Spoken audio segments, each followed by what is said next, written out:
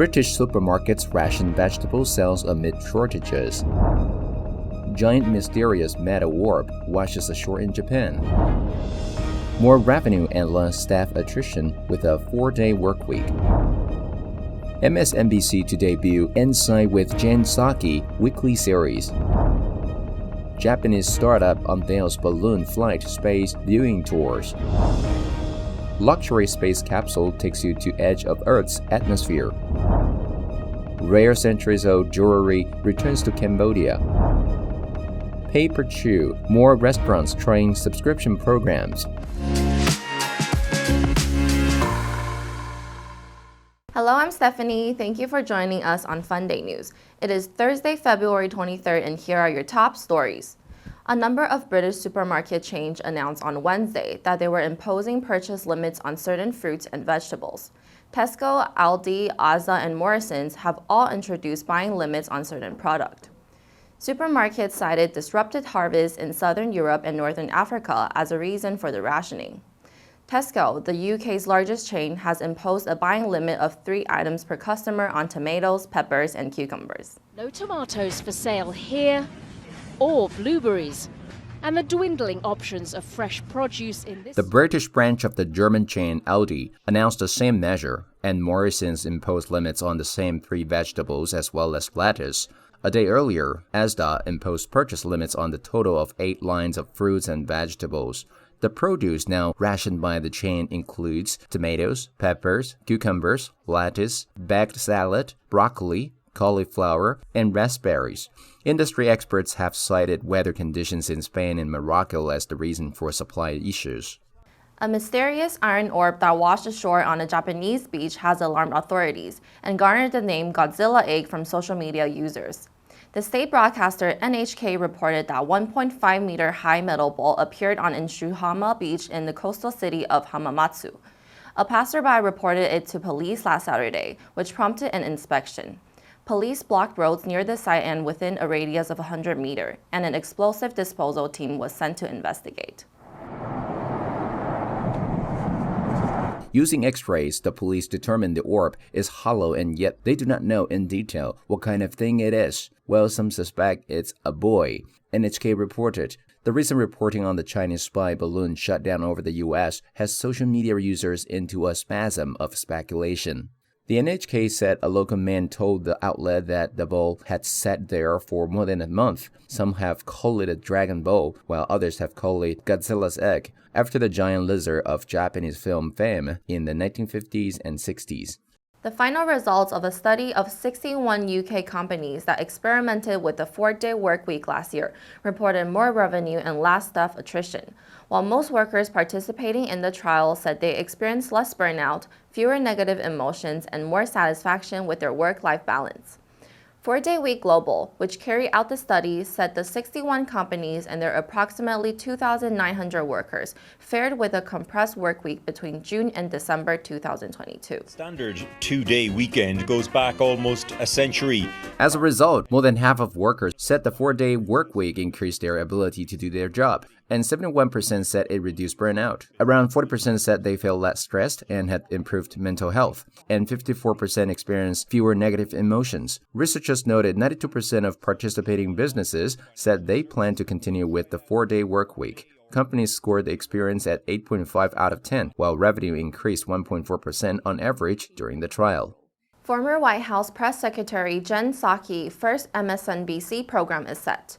Psaki will host a weekly series for the cable news channel called Insight with Jensaki, beginning Sunday, March 19. Insight will see Psaki breaking down the big public policy issues in the news, as well as interviews with newsmakers.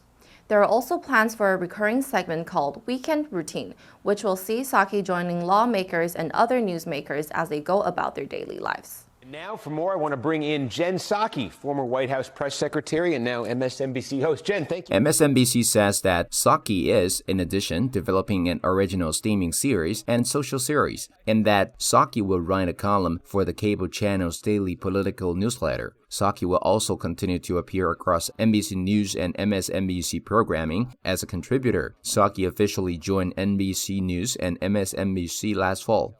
She joins another alumna of the Biden administration on MSNBC's weekend lineup, Simone Sanders, who was the lead spokesperson for Vice President Kamala Harris before joining MSNBC last May.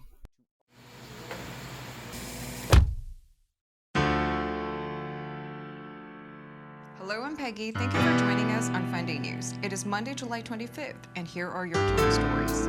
Bloomberg reported that Australia is on high alert for foot and mouth disease in its cattle herds after traces of 用心生活，享受自由，学习走自己的路。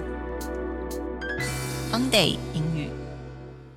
A Sapporo-based Japanese startup, Iwaya Gaiken, announced plans Tuesday to launch commercial space viewing balloon flights in its airtight two-seat cabin and a balloon capable of rising up to an altitude of 25 kilometers. Initially, a flight would cost about 24 million yen, or $180,000. The first trip is planned as early as later this year. Applications for a space viewing ride open Tuesday and will continue through the end of August. The first 5 passengers selected will be announced in October.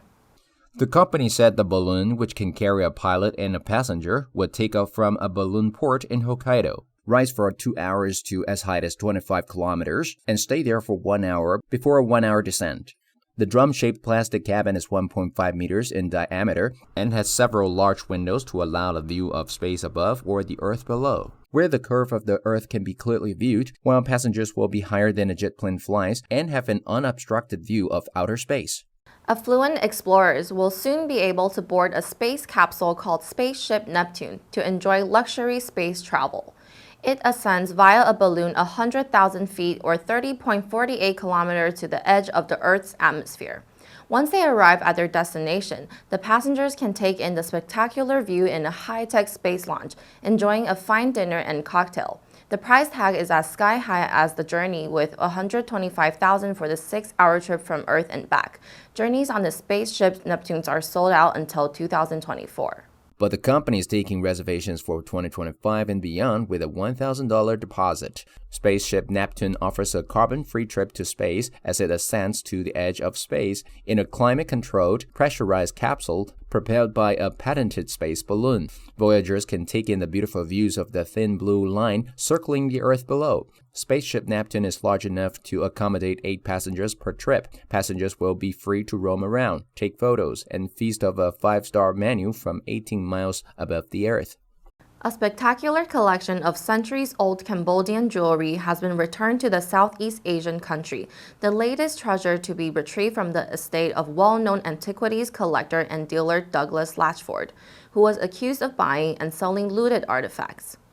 Cambodia's Ministry of Culture and Fine Arts announced Monday that 77 pieces of Cambodian jewelry from the Latchford family collection arrived back in their homeland last Friday. The Cambodia's ministry said the collection included items such as gold and other precious metal pieces from the pre-Angkorian and Angkorian period, including crowns, necklaces, bracelets, belts, earrings, and amulets.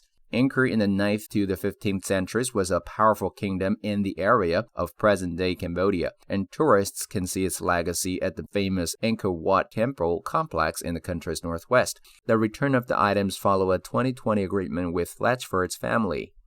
Consumers are willing to pay monthly subscription fees for streaming services, pet food, and even toilet paper.